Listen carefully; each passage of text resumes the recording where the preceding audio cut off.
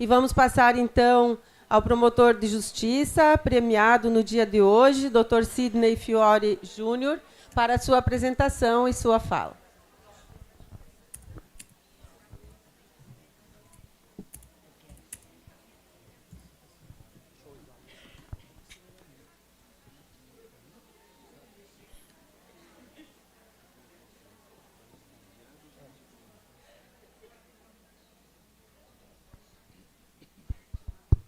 Bom, gente, então, boa tarde, satisfação mais uma vez estar aqui com vocês. Nós vamos falar um pouquinho hoje sobre a não tão famosa assim guarda subsidiada, que é a mesma coisa que os cuidados prestados pela família extensa. Alguém já estudou esse tema? É um tema relativamente novo, assim, aqui no Brasil a gente quase não fala sobre isso, então resolvi destacar esse assunto. Esse assunto, gente, para vocês terem uma ideia, ele caiu na minha vida em razão de um processo em concreto. Uma situação que eu passei em que tinham 5 irmãos dentro de um serviço de acolhimento. E nós, naquela audiência chamada de audiência concentrada, nós conseguimos chamar 7 tios. Encontramos 7 tios, família extensa. Então, nessa audiência, a gente falou, essa audiência tá fácil, Poiane.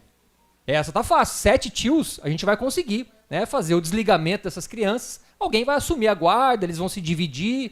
Eis que os 7 tios falam. Nós também fomos criados dentro de um serviço de acolhimento até os 18 anos e nós até hoje não conseguimos sair de uma situação de pobreza extrema. Então nós não temos a menor condição de assumir a guarda desses nossos 5 sobrinhos, embora a gente ame esses sobrinhos. Então a questão era totalmente centrada na questão financeira.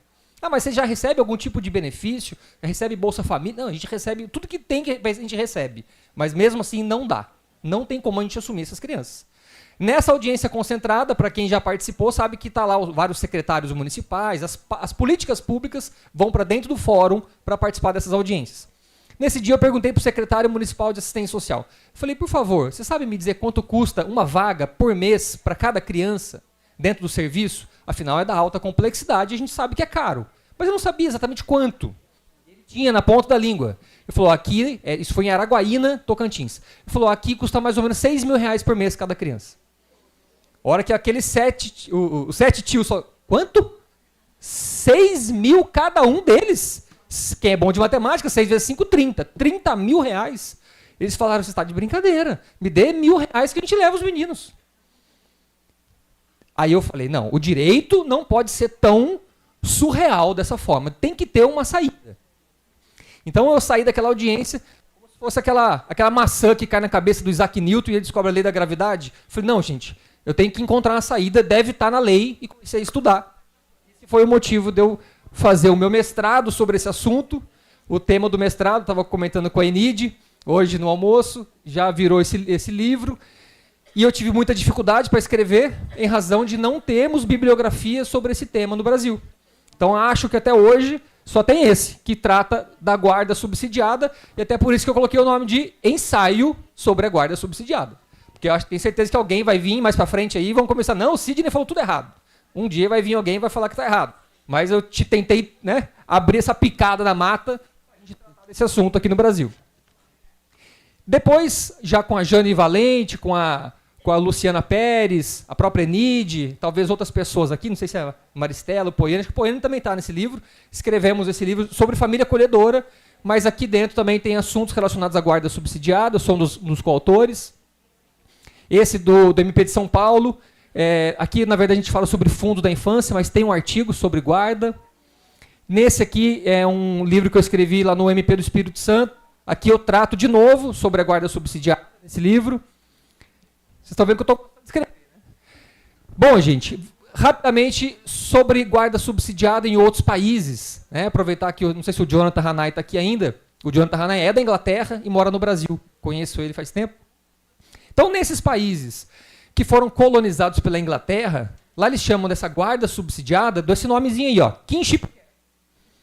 Esse kinship care, difundido ainda na Idade Média, nos povos celtas. Então, eles, quando você vai para a Inglaterra, vai para os Estados Unidos, quando você está assistindo um filme e vê que, por exemplo, a avó, a tia, o tio, alguém da família, quando assume os cuidados de uma maneira formal dessa criança, a gente lá eles dão o nome de kinship care. Tá?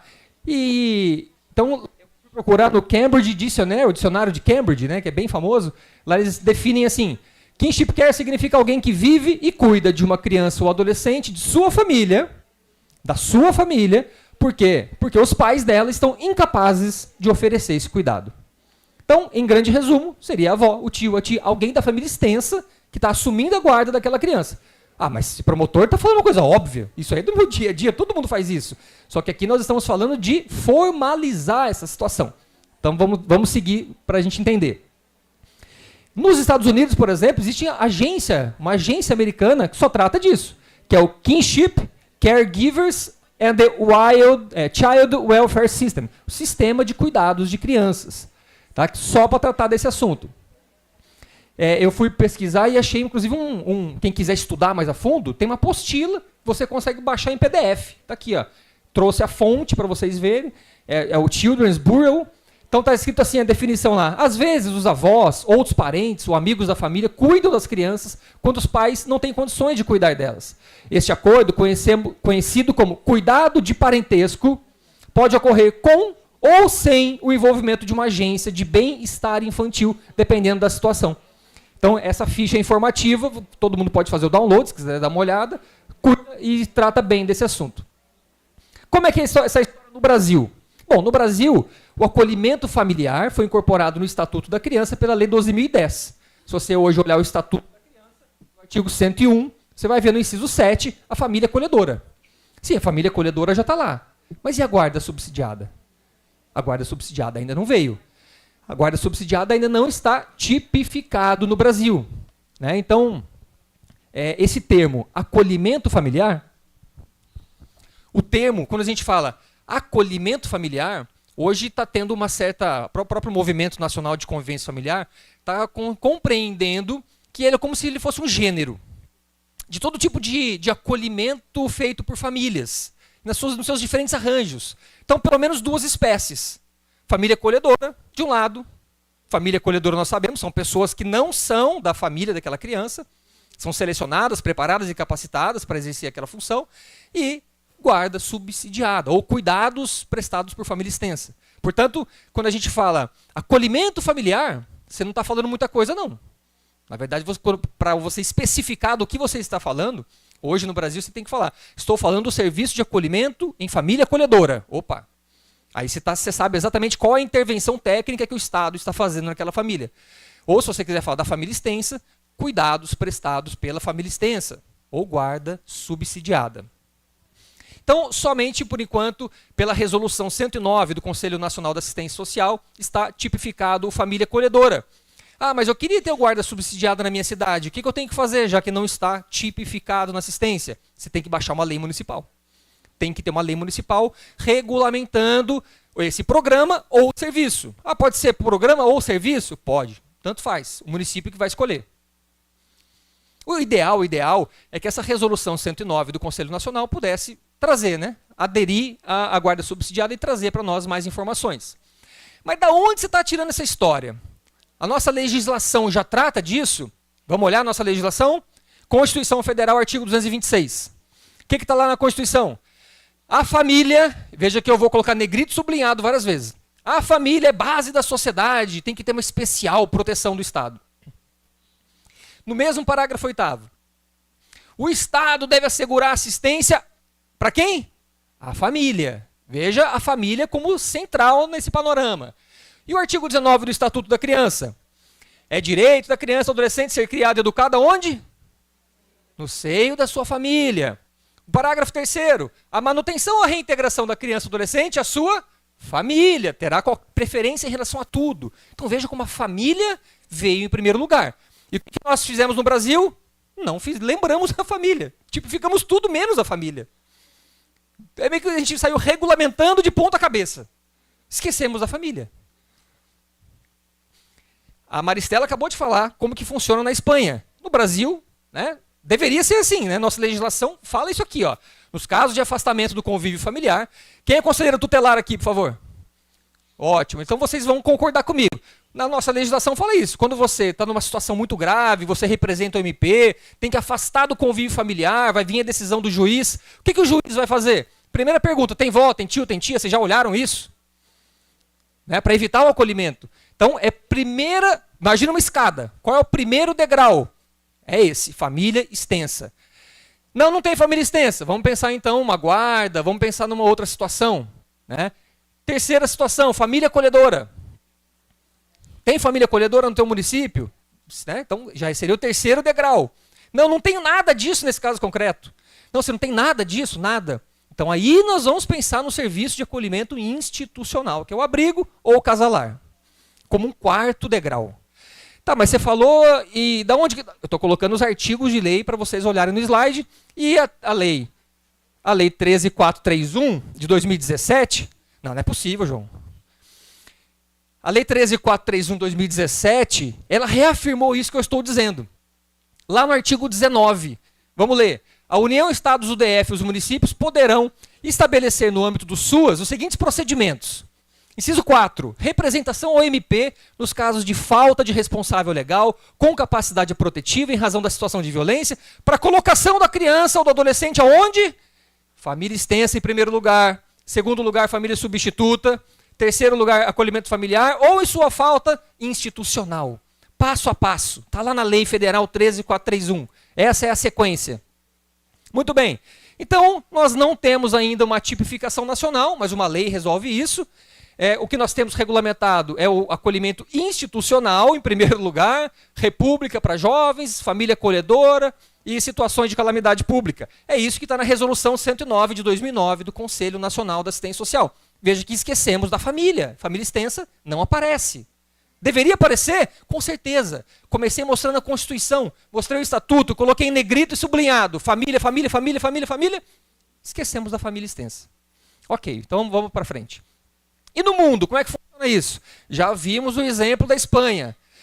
Olha aqui esse gráfico. Na Austrália, 91% das crianças que estão acolhidas em família. E por aí segue, Irlanda, 91% das crianças acolhidas estão acolhidas em famílias. Ou vai ser aquela família estranha, ou vai ser realmente alguém da família extensa. Então, né, a gente está lá em cima com esses países colonizados pela Inglaterra.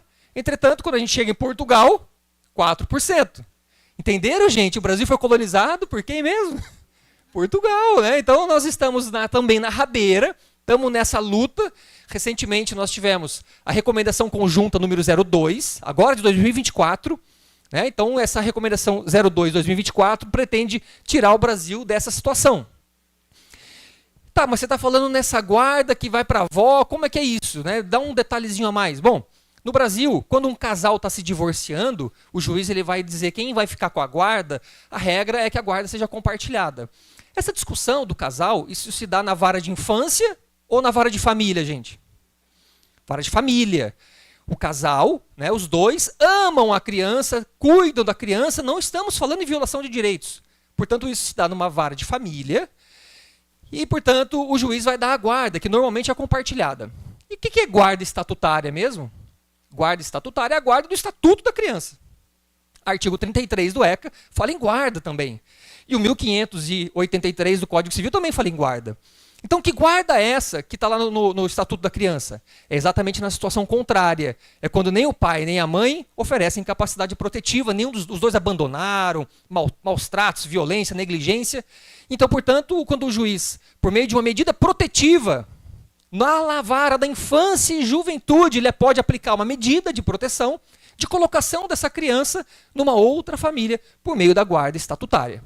Desculpa eu ter que correr dessa forma, mas o tempo passa muito rápido aqui. Então esse é o resumo. Esse kinship care, portanto, esse slide é para fazer também um resumo, é um estímulo, portanto, do poder público para a família extensa. Tá?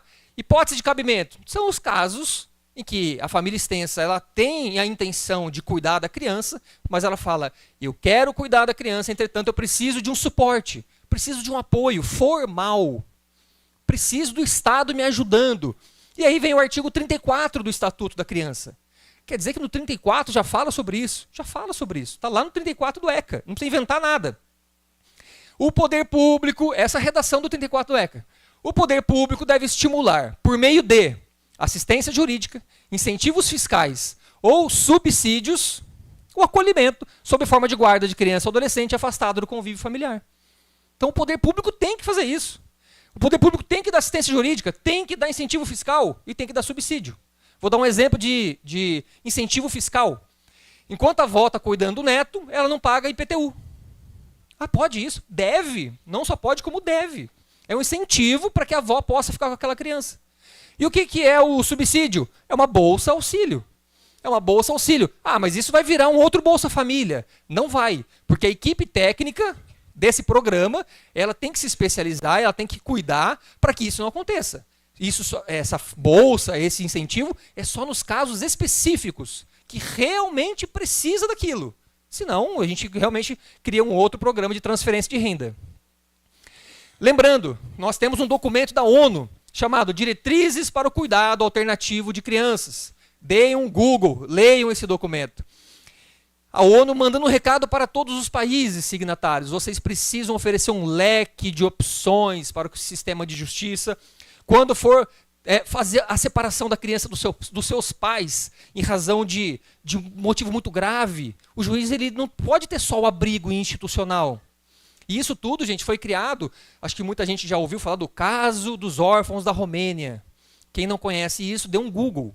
Assista no YouTube, tem vários vídeos que falam por que o mundo inteiro começou a se preocupar na desinstitucionalização. Por que o mundo começou a falar crianças não devem ficar nos abrigos? Em razão desse caso dos órfãos da Romênia. Não vou ter tempo para explicar para vocês, mas o YouTube explica. Então, mais uma informação, nós, junto com o Jonathan Hanai, que acabou de falar aqui, foi até, não sei se ele está nos ouvindo ainda, um abraço para ele, ele convidou, por ele ser da Inglaterra e tem muitos contatos lá, ele convidou 5 pessoas aqui do Brasil para fazer uma excursão, fazer um intercâmbio, e nós fomos agora, no mês de fevereiro, março, fevereiro, março, nós fomos lá para a Inglaterra e ficamos lá uma semana conhecendo o sistema de justiça inglês, para a gente entender como que eles tratam o kinship care e o foster care. E nós conhecemos umas experiências interessantíssimas. Vejam se vocês acham que isso daria certo no Brasil. Primeira coisa, safeguarding nas escolas. Toda escola, mas não só escola, todos os espaços onde circulem crianças e adolescentes tem que ter um safeguarding, que é como se fosse um anjo da guarda. Aqui nesse auditório, por exemplo, quando você chegar lá, tem que ter, naquele painel de avisos, que toda escola tem, um mural de avisos, tem lá a foto de quem é o safeguarding naquela escola, com o contato pessoal, qualquer tipo de denúncia, reclamação envolvendo direitos de crianças, ele é a pessoa responsável naquele espaço. Isso na Inglaterra inteira, em todos os lugares tem um safeguarding. Toda vez que alguém precisa fazer uma denúncia numa situação de violação de direitos de crianças, eles criaram, eu vou lá embaixo agora, eles criaram um serviço chamado Front Door. E tudo isso aqui tem 1000 anos, né? Tudo que você vai na Inglaterra, isso aqui é 1200, isso aqui é 1300. E essa porta aqui, essa porta foi do rei, não sei das quantas, tudo é assim, né? Esse Front Door é como se fosse um Disque 100. Todos os municípios têm o seu Disque 100. Só que é um Disque 100 que não é só para receber ligação. Lá tem um monte de servidores públicos, a maioria assistentes sociais. Tocou o telefone, é uma denúncia, designam um assistente social para ir lá averiguar. É verdade ou não é? Mentira? Qual é a situação? Esse assistente social fica responsável por esse caso, faz relatório e começa a cuidar da situação. Se a situação for verdadeira e precisar de cuidados mesmo, aí ele vai mandar o caso para onde? Para o Early Help. Já é um outro departamento que fica fazendo a intervenção precoce. Gente, olha que maravilhoso isso. Intervenção precoce. Exatamente para que o caso não evolua. Para que você continue na básica. Você não precisa ir para a especial. Eles fazem isso como ninguém. Qual é a primeira providência que eles fazem, gente? Convocam uma conferência familiar. Todo mundo da família na sala, vocês têm 15 minutos para conversar e vocês vão entregar para mim, que é lá a pessoa que está mediando a conferência, vocês, por favor, me entreguem um plano, como que vocês, família, vocês pretendem se organizar para tirar essa criança dessa situação. Isso é juntado nesse relatório, nesse processo desse caso. E aí tudo isso depois vai para outro departamento que vai fazer a revisão de tudo. É uma comissão independente de revisão. Independent Review Officer. Olha só quantas pessoas envolvidas nos cuidados de crianças. Tem o CAFCAS. Esse CAFCAS é a pessoa que fala pela criança no processo, lá no fórum. E a Order Care. Muito parecido com a Espanha. Lá, Poiane, a diferença lá é a seguinte. Aqui no Brasil, quando o juiz ele vai afastar do convívio familiar, ele vai dizer, vai para o abrigo, vai para a família acolhedora. Normalmente é assim que funciona. Lá não. Lá o juiz ele simplesmente vai dizer, estou afastando do convívio familiar. Manda para a prefeitura, que chama autoridade local, e é a prefeitura, de acordo com as possibilidades que eles têm lá, eles que vão dizer para onde vai a criança. Então veja como o poder judiciário ele tem um espaço limitado. Ele vai só até um determinado momento, a partir dali, tudo é autoridade local, tudo é a prefeitura. E muito parecido com a Espanha, né? Muito parecido. Esse quadro aqui é para mostrar ainda, falando de guarda subsidiada, sem risco pessoal para a esquerda, sem violação de direitos, e para a direita, com risco pessoal, com violação de direitos. Então a gente sabe que uma criança, ela circula no dia a dia, ela vai para a casa da avó, para a casa da tia, sem problema. Nós não estamos falando aqui em guarda subsidiada. Isso é algo absolutamente normal. Em seguida, pode ser que essa mãe, ela saia de Forquilinha, não, ela vai morar em Criciúma, e de uma maneira definitiva, vai ficar com a avó. Aí você fala, opa, situação mais assim, que deixou de ser uma mera circulação, e de fato ela está morando com a avó, porque a mãe foi trabalhar em outra cidade, aí você começa a pensar, opa, aqui o cuidado é um pouquinho diferente. Essa avó talvez precise de um suporte. Pode ser que sim, pode ser que não. E já o quadro da direita é quando essa avó está violando direitos. E o conselho tutelar é acionado, alguém é acionado, aí essa avó pode sim ser necessário que ela entre no programa da guarda subsidiada, ou cuidados em família extensa, ou família guardiã. Ninguém sabe ainda o nome do instituto, já que o instituto não existe, não está tipificado. Eu coloquei lá em cima várias vezes, para vocês acompanharem que tem pelo menos esses 3 nomes. Como não está tipificado, a gente não sabe ainda o nome que o governo federal vai dar quando tipificar. E a última situação, que é a mais grave, é quando já há uma criança dentro do acolhimento. Não vou nem olhar para lá. Seu tempo acabou, está escrito. Não, vou ignorar ali o João. Quando a criança já está no acolhimento e, de repente, a equipe técnica acha a avó, acha a tia, acha o tio, acha alguém que não estava no radar da equipe. E ela fala, opa, eu quero. Eu estava morando em outro lugar, apareci. Aí nós vamos fazer, então, o desligamento, sai do abrigo, vai para a casa da avó, ela ganha a guarda da criança e entra nesse programa. Programa municipal criado por meio de uma lei. Tá? Isso já existe, já. Rápido. Bom, já falei um pouquinho do fundamento. No Tocantins, que é de onde eu estou vindo, lá nós temos 139 municípios. Eu ouvi que Santa Catarina tem 295, quase o dobro, né? Nós temos lá 139. Dos 139, mais ou menos 60 municípios já criaram suas leis.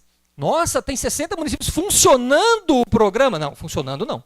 Uma coisa é criar lei, né? Pedaço de papel é fácil, né? Fazer funcionar um pouco diferente, equipe técnica, mas nós estamos, quase todas essas leis, elas têm mais ou menos uma coisa em comum. O subsídio para essa avó, para essa tia, é em torno de um salário mínimo, aumenta se tiver grupo de irmãos, aumenta se a criança tiver deficiência, aumenta de acordo com outras situações, isenção de IPTU proporcional, quase todas as leis, obrigação de vacina e frequência escolar, matrícula e frequência.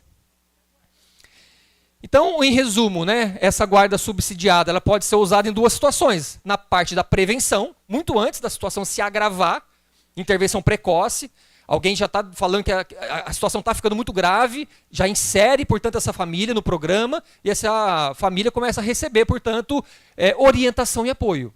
Ou então, já na reintegração, quando a criança já está no acolhimento, e a gente acha a avó e faz o desligamento. Então, eu poderia falar mais, não sei se dá tempo ainda, mas 2 minutinhos? Dá tempo ou não? Sim? Então pronto. Rapidinho, mas 2 minutinhos. Diferença básica de família acolhedora e guarda subsidiada. Bom, família acolhedora vocês têm aqui, né? Família acolhedora você vai achar qualquer pessoa da sociedade que vai receber uma criança. Não é parente. Então, assim, essa é a grande diferença. Família guardiã não, é alguém que é parente. No caso concreto que você vai identificar alguém, e aí a equipe técnica vai dizer se essa pessoa quer apenas o dinheiro, se a pessoa, na verdade, não tem condições de receber aquela criança, a equipe técnica vai dizer para o juiz, vai dizer para o promotor, vai colocar isso no processo, se dá certo, se não dá. Veja, eu falei juiz e promotor, só que antes eu tinha falado que podia também ser útil lá na prevenção. Então dá para fazer, vai depender do seu município. O Jonathan Hanay, ele tem uma instituição chamada ACER. Lá na ACER, que é em Diadema, São Paulo, eles usam na prevenção. Não tem juiz e promotor mandando entrar no programa. É o próprio CREAS. É o Conselho Tutelar, que leva a situação e insere a família. Cada município vai criar o seu arranjo, diferentemente, e o que vai mandar é a lei municipal. Por quanto tempo será que essa avó pode ficar com essa criança? Bom, não está tipificado, né? O que a gente usa é o Estatuto da Criança. No 19, parágrafo 2º, a gente usa por analogia o que nós temos para a família acolhedora e para o acolhimento institucional, que fala em 18 meses. Mas por que 18 meses se está com a avó? Pessoalmente, eu acho que nós não podemos esquecer, entre aspas, a criança lá na casa da avó. Se foi um afastamento, se de fato o pai e a mãe estavam enfrentando violação de direitos com aquela criança, eu acho que a equipe, né, nós como sistema de justiça e de garantia de direitos, temos um papel muito importante em tentar sim reintegrar para o pai e para a mãe. Nós não podemos esquecer aquela situação. Entretanto, alguns casos haverão que realmente vai ficar para sempre. Casos de abuso sexual, casos de tortura, casos muito graves, você não vai voltar essa criança para o pai e para a mãe. Ela vai de fato vai ficar lá. Né? E aí, muitas vezes, o juiz vai simplesmente encerrar o processo e a criança vai continuar lá na casa da avó. E vai ficar durante quanto tempo? Aí, indefinido. Vai ficar de maneira indefinida. Recebendo o valor, vai depender do caso. Pode ser que sim, pode ser que não. Aí é critério da equipe técnica. Então, a gente entende que esses cuidados, né, prestados pela família extensa é ainda mais protetivo do que a família acolhedora, porque é alguém, né, da própria família. Informar vocês que foi criado um grupo intersetorial nacional, coordenado, muito puxado pela Cláudia Cabral, lá do Rio de Janeiro. E o objetivo desse grupo criado foi para primeiro responder uma pesquisa internacional para a Family for Every Child, em seguida apresentar proposta para o governo federal, tentar modificações legislativas. Nós já fizemos esse documento, que é coordenado, como eu disse, pela Cláudia Cabral, que é lá da Terra dos Homens, tá? E esse é o nome do documento, Contribuições do Brasil para as Orientações Técnicas Internacionais sobre Cuidados da Criança e Adolescente na Família Extensa ou Ampliada. Já devolvemos isso para essa organização internacional. Já publicamos esse documento, que você encontra na internet, fazendo uma busca.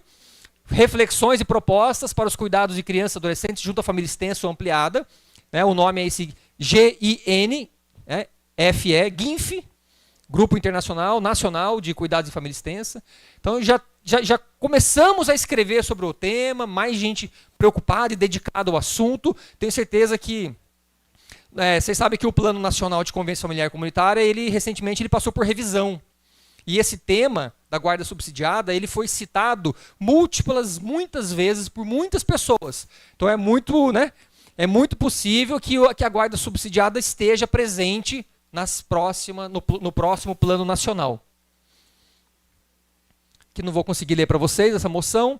Então, assim, se tiver a guarda subsidiada no seu município, eu acho muito provável que ele vai estar na média complexidade, né? O CRES que vai fazer encaminhamento, o Conselho Tutelar, nesse viés preventivo, preservação e fortalecimento de vínculos, função protetiva da família, evitando, portanto, o agravamento, evitando que a criança vá para o acolhimento institucional.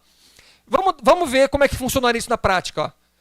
Ó. No artigo 90 do Estatuto da Criança, está dito que as entidades de atendimento são responsáveis pelo planejamento e execução de programas de proteção. Está lá no artigo 90. E socioeducativos destinados a crianças, e o primeiro inciso deles fala da orientação e apoio familiar. Aí você pula lá para o artigo 101. O 101 é o que fala das medidas de proteção. Está lá, ó. A autoridade competente poderá determinar algumas medidas. Dentre elas, fala da orientação, apoio e acompanhamento temporários, como uma medida protetiva, que tanto o Conselho Tutelar pode aplicar como o juiz. Aí você vai, portanto, colocar essa avó, essa tia, esse tio, nesse programa com essa finalidade. Orientação, apoio e acompanhamento temporário. Está tudo no estatuto, gente. Ó, na prática, para finalizar. Você colocou o que aí? Tá. Na prática, só um exemplo concreto. Ó. Conselho Tutelar está acompanhando um caso. Lá pelo 136, parágrafo único, ele representa para o Ministério Público, dizendo, promotor, preciso que você entre com aquela ação para afastar a criança do convívio familiar. O caso é muito grave. O promotor vai e entra com a ação. Portanto, nós temos um processo judicial. E aí o juiz marca a audiência. Chegando lá na audiência, a equipe técnica fala, juiz, eu sei que nós estamos aqui para decidir se a criança vai para o abrigo, vai para a família acolhedora, mas olha, achei aquela tia que a gente não estava encontrando, achei. E ela disse que aceita. Ela quer o sobrinho, só que tem uma questão, ela precisa de suporte, ela precisa de apoio. Não tem aquele programa aqui, juiz, sabe aquele lá de guarda subsidiada? Então, tem que colocar ela lá. Na prática, o que o juiz faz nessa audiência? Em vez de mandar a criança para o abrigo, ele determina o desligamento, né, ou então, né, como na verdade não estava acolhida ainda, né? Então o juiz, ao invés de mandar para o acolhimento, na audiência, ele insere a família, essa tia, nesse programa ou nesse serviço. Vai depender de como você vai montar na tua cidade. Ai, pronto. Falei um pouco. Obrigado.